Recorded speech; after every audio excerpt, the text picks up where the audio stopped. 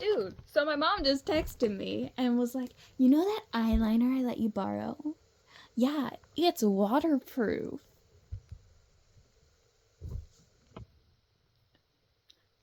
What? Anyway. My cat just left me. Anyway, I found my sticky notes. So, yeah, I don't have to use my library card as a bookmark anymore. Chapter 2. Piper felt the excitement almost as if it was a real live being. Live being. Is it a live being? Live being. I keep slapping the bruise on my leg. Pulsing with vitality, but she sensed an undercurrent of worry as well. Piper knew what some were wondering. Will I get as many compliments as everyone else? What if my teacher compliments all the other students in my class, but not me? What if no one I complimented compliments me back? The negative energy felt strong to her left, where Vivica stood.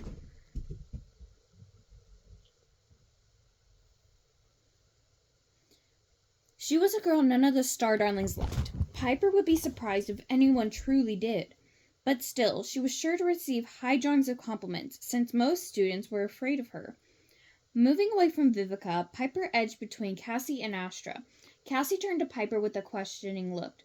What do you want, Piper? Nothing, said Piper. Why do you ask? Cassie stared at her. Because you tapped my shoulder? Wasn't me, said Piper. But, Cassie began. Then Astra burst out laughing. Oh, it was you, said Cassie. How can I help you? Astra shook her head, still laughing.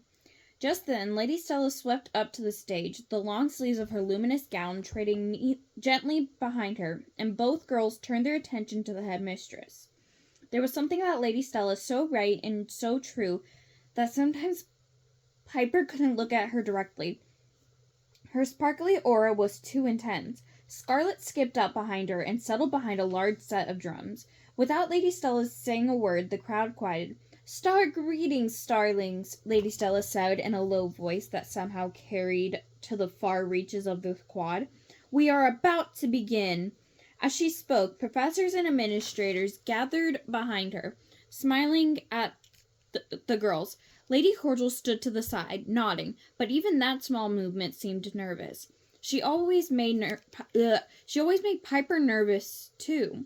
Idly, Piper wondered if Lady Cordial's stutter would disappear if she learned some relaxation techniques. I expect throughout the day there will be compliments and positive messages galore, Lady Stella continued. Messages galore. Is Lady Stella so sure? Vega, standing in front of Piper, turned to whisper to her friends while gesturing to Vivica. So don't be concerned right now, Lady Stella was saying, if you don't receive as many as you'd like. And all the good feelings and sense of well-being should be powerful, and the positive energy will last and last. Now please set your Stars apps to sensor mode to send your holotext at the exact end of Scarlet's drum roll. Scarlet rapped out a complicated tat-a-tat-tat. Cheers rang out at the end as the same star sec, each and every Starling's Stars app lit up with messages. Eagerly, Piper swiped the screen for her holotext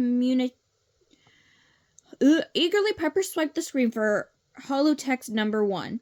The words appeared in the air directly at eye level. It was from Scarlet. You creep me out, Star Looney.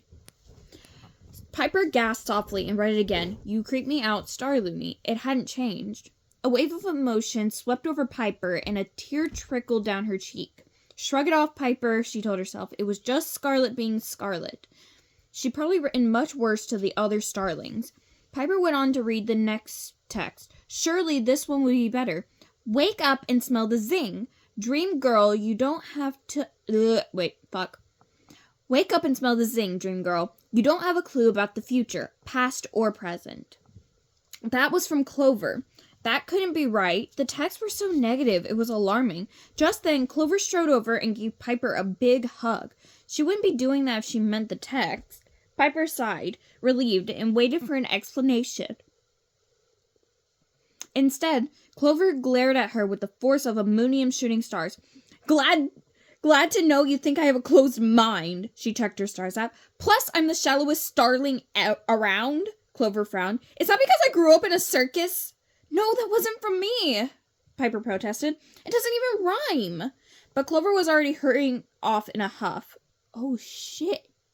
What the fuck just happened? Clover's text from Piper said that she's dim and... Holy shit, what the fuck? Piper heard a sniffle and turned to see Vega holding back tears. Vega was so rational. What kind of compliment would get her teary? Without saying a word, Vega turned her stars up around to Piper. Turned her stars up around so Piper could read it. Please pack up your puzzles so we can go our separate ways. I said just the opposite, Piper said. Something about our paths always merging. And she had actually commended Clover for being open-minded. The compliments had been turned inside out. Have you always felt this way, or did it just hit you on Star Kindness Day? Vega asked sarcastically. I don't feel that way at all, Piper practically shouted. But Vega was already gone. Not knowing what else to do, Piper read more of her holotexts. Your head is always in the stars. You sneak up on people in such an annoying way. Read a fashion holo magazine and get some style. Each and every text was insulting. Two girls in front of Piper began to argue. How can you call me a dimwit? I shine in every class. I didn't say that, the other retorted. But why did you say I can't lift a moon feather with my wish energy manipulation skills? Their next words were lost in the entire quad, erupted in shouts and negative energy. Piper pressed toward the stage to get closer to Lady Stella. Surely just seeing her would set Piper's mind at ease, but Lady Stella was wringing her hands, distraught. What do you think is going on? She asked Lady Cordial. This is so tremendously strange. Lady Cordial shook her head, confused. This situation certainly isn't helping her stammer, Piper thought. Lady Stella closed her eyes, apparently gathering her thoughts, then stepped to the center stage. Starlings, she called. Fuck. Raising her arms high. At first, the students were so caught up in their star zaps and confronting one another, they didn't notice. Starlings, Lady Stella called slightly louder. One by one, the students looked toward the stage. Star salutations for your attention. There is a major mistake here, a mix-up of the worst kind. Do not pay attention to these messages. Stay calm and go to your next class. Star Kindness Day will be postponed until we have figured out the problem. She smiled reassuringly. Don't worry, everything will work out. Piper breathed a second of relief. For a star sec, she had panicked like the others. But if Lady Stella said everything would be fine, Piper believed it. So who's going to tell that to Clover and Vega, who ran off after reading Piper's message? Also, what the fuck? Who just randomly goes through the messages and changes everything, okay?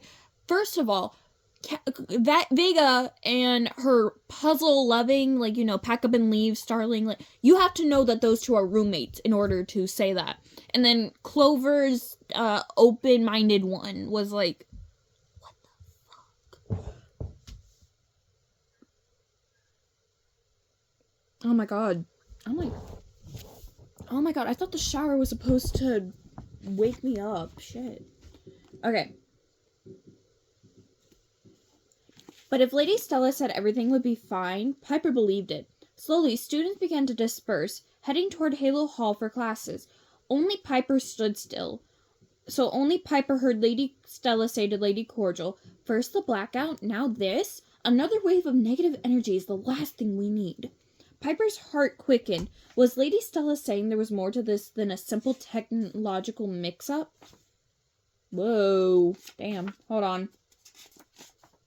Oh my god, long chapter. Okay. Piper's heart quickened. Oh, wait, shit. That there wasn't a simple fix. It was too much to think about, especially since Piper was still smarting from the insulting comments. You couldn't just forget about those kinds of holotexts, Piper realized, no matter what Lady Stella had said. She knew her friends didn't always want to hear about dreams or premonitions, but did they really think she was weird and creepy and unfashionable? Piper's feelings were hurt, and she felt a tingle of negative energy travel from her head to her toes. Suddenly, Piper wanted to be alone. She made her way around the Celestial Cafe to the Aussie Fruit Orchard. There wasn't much time till her first class, but Dodo Day was the only star day that she didn't have inner light meditation, and she needed to take some time to herself. Moving quickly, Piper cut through rows of pink-leaved trees to the far end, where a small garden was tucked away. There she settled in her favorite spot, under a glimmer willow tree. Its branches hung from the top in such a way that created a closed-off leafy room. Sitting inside, Piper immediately felt better. The smell of the sweet glimmer vines, the soft, damp earth, and the quiet were just what she needed. She crossed her legs, placed her hand palm up on her knees, and took a deep breath. She closed her eyes, breathing deeply, concentrating on the air going in, going out. Her heart rate slowed.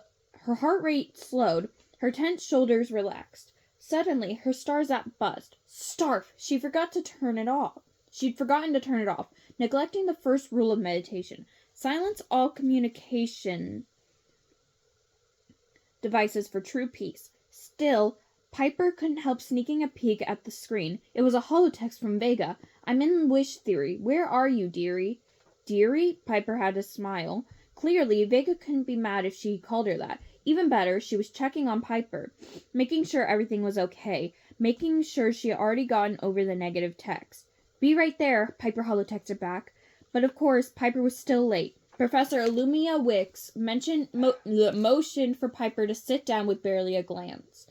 Quietly, Piper slid next to Vega. Star salutations for reminding me about class, she said in a low voice. Vega gave her a curt nod. Clearly, she was still upset about Piper's compliment. Piper turned back to Professor Illumia Wicks. The teacher often liked to lead rambling class discussions about the philosophy behind wishes, so being a few star minutes late shouldn't really matter. Usually students could just jump in at any point. Piper expected the usual interesting debate. That day, though, Professor Wicks glared around the room and said, we will be focusing on the math portion of wish theory. Math portion? Piper didn't remember there being anything about that in the syllabus. Neither, it seemed, did anyone else. The students looked confused. Don't just sit there, Professor Illumia Wicks snapped. Set your star zaps to record. You will be quizzed on the material. Tomorrow. She started tapping out a series of numbers on a holo device, and they were projected in the air. 340 Moonium, 14,091 was the smallest.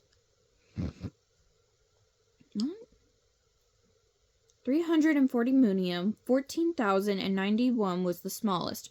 Ooh, thought Piper. She must have gotten some seriously negative holotext. Now plug these numbers into the appropriate wish-granting formula. Remember, any authentic theorist takes into account the sum of thoughts. And actions, said Piper.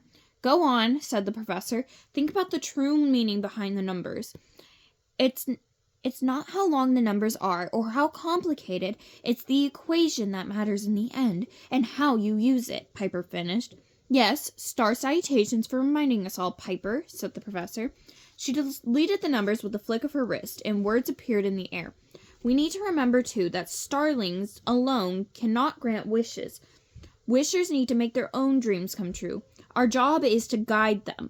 Generally, wishlings have trouble manifesting their desires.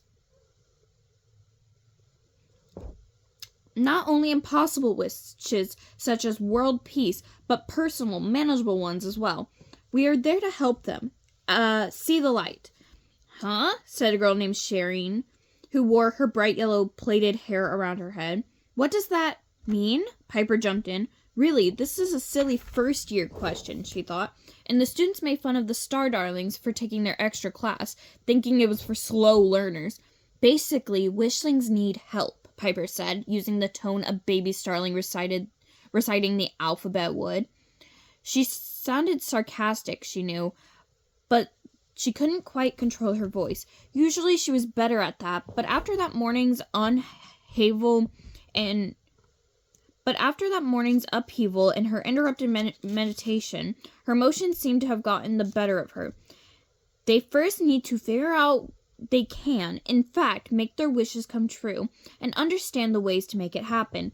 Professor Lumia Wicks nodded and then pushed her glasses up the bridge of her nose and walked around the room. Can anyone please think of an equation, a sum of two or more parts, that will result in the desired outcome? Half a dozen ideas popped immediately into Piper's head. Vega raised her hand. Thought plus action equals no subtraction, she said. The professor frowned. I think what Vega is saying is that thought plus an action can lead to a wish coming true. But it might not be that simple, Piper offered. Vega glared at her. Maybe add believing in yourself to the equation, Piper said almost apologetically. How about filling in blanks for this equation? The teacher's words appeared in the air. Faith plus trust plus blank plus action equals successful wishes. Luck, Shireen guessed. Piper choked back a giggle. How about patience? Maybe a little bit of both, the teacher acknowledged. More to be kind to Shireen than anything else, Piper thought. But definitely patience. Now let's try another one. She wrote another equation. Blank plus focus plus positive thinking equals wishes taking form. Luck, Shireen said again. At the very same moment, Piper answered, Visualization. You should visualize the wish coming true and think positively for the best results. That was child's play for Piper.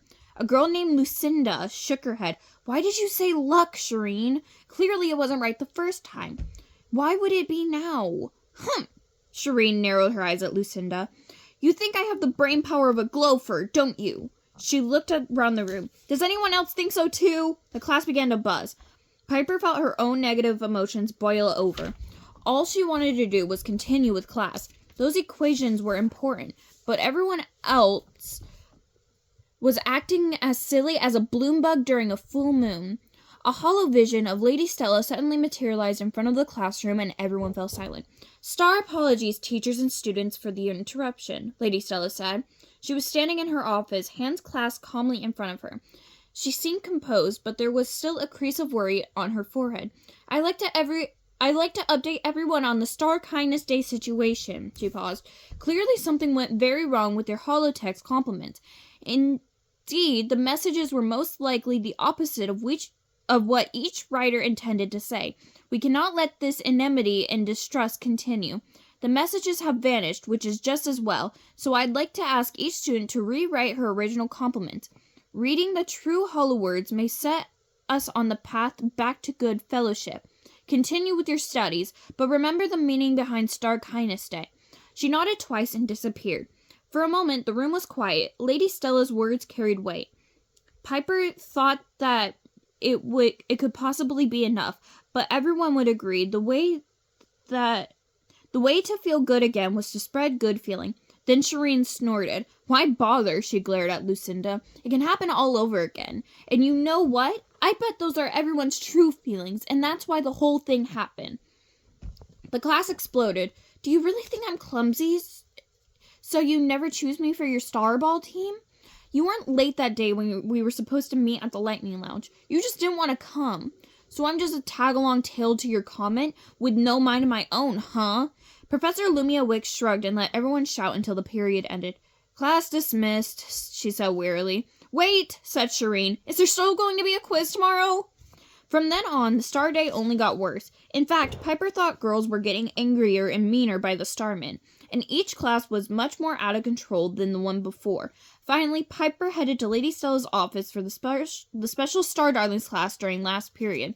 Just ahead of Piper, Sage and Cassie were walking in together, but there was enough space to fit a star car between them.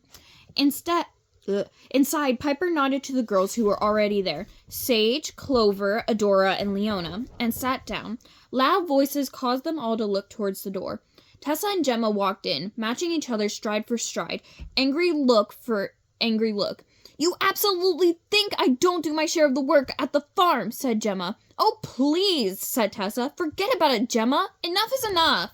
No, really, admit it, Gemma continued. Right then, the door slid open and Lady Stella swept in. She stood in front of the room and smiled, seeming calmer than she had earlier. I'm glad to see you all here, given the kind of Star Day we've had.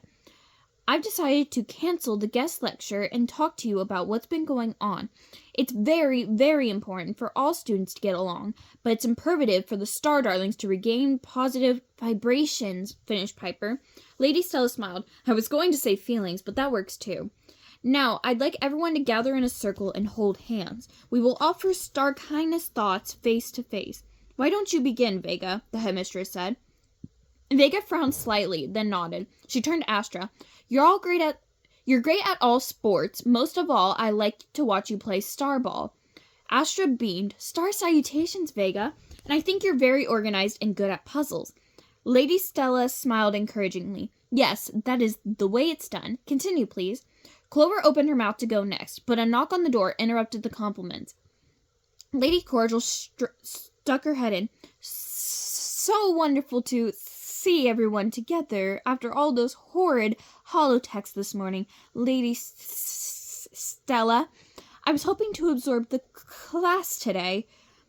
Lady Stella smiled at the awkward head of admissions. Normally I welcome you, Lady Cordial, she said gently. I hope you realize that. But today is not the best star time. Another star day would be best. Lady Cordial ducked her head, looking embarrassed, and began to edge away. By the way, Lady Stella added, I obviously don't think you are disorganized. Star salutations, Lady Cordial said, already halfway out the door, and I don't think you're an inefficient leader. Understood, said Lady Stella as the door closed quietly. Now let's go on with our exercise. Everyone took turns giving and receiving compliments, and while the class ran longer than usual, the girls left feeling much better. It's amazing how little positivity can improve your look, Piper thought. She grinned at Leona. Who would have known Leona liked Piper's sleep mask so much? She wanted to borrow some for a holovid she wanted to make with the band called Star in Disguise. I don't think she wants to borrow them. I'm sorry. There's just something going on with Leona, and Leona whispered in Gemma's ear. Gemma nodded.